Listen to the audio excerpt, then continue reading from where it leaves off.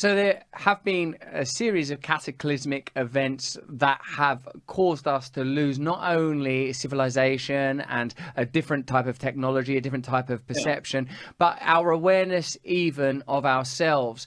And I suppose there's this piety and presumptuousness that accompanies not only your arch enemies over there in archaeology, that every time we talk about you get so riled up, Graham. There's this sort of condescending and colonial, somewhat imperialist attitude towards sort of folk knowledge and myth, precisely because it is, quote, unscientific, and there is the assumption that because it can't be verified, because it can't be experimented, because it can't be measured, that there's no value. But folk knowledge is a depository of so much, I would say, sort of archetypal information that sort of suggests there is a shared oral history that somehow resonates and remains in spite of the various. Absolutely true in relation to flood myths and myths of a global cataclysm, which are truly universal. They're found all over the world. And in every case, archaeologists dismiss and ignore them and don't believe that they're true testimony of a global cataclysm. And this is a problem because there definitely was a global cataclysm, and it's relatively recent. It's 12,800 years ago. It's the beginning of an epoch called the YoungerDryas. Now, there's still a lot of argument about why that cataclysm happened.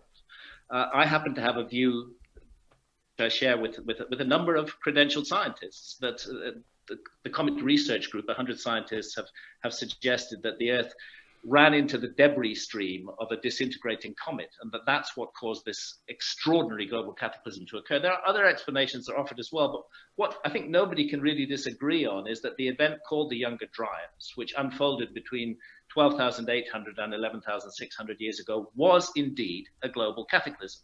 A sudden plunge in global temperatures, a huge rise in sea level, the complete extinction of the megafauna of the Ice Age, evidence that human population went through a bottleneck at that point. There was a global cataclysm, and we really are not smart to try and present a narrative about our story that doesn't take cataclysmic events into account, and particularly when they're recent. I mean, who gives a fuck about the dinosaurs 67 or 66 million years ago? But 12,800 years ago, that's in our time.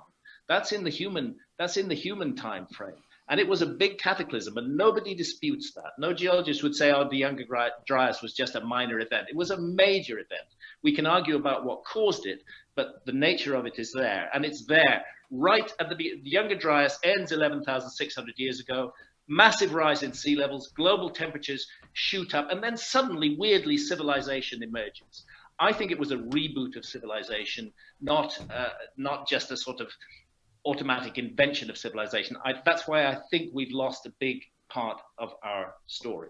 It seems with the false markers of tech, we are continuing to improve, and that we are, as you describe it, apex predators astride all history. But potentially there are unexplored lineages, neurological and historical, archaeological and botanical, areas of reality as yet unrealized. And we're regressing, Russell, not progressing.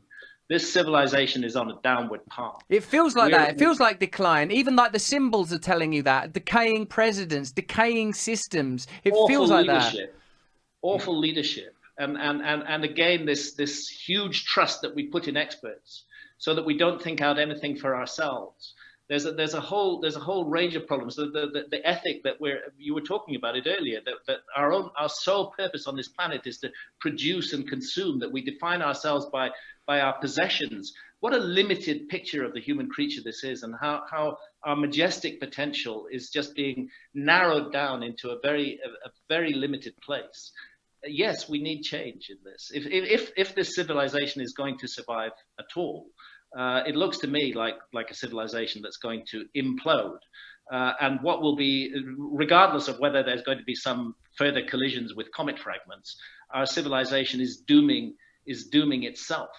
And those who survive will be the meek of the earth. It will be the hunter-gatherers. It will be the people who know how to survive, which the vast majority of people in our so-called advanced civilization haven't got a clue about, because we're all dependent on other people's expertise in order to survive. I think we're a very fragile civilization.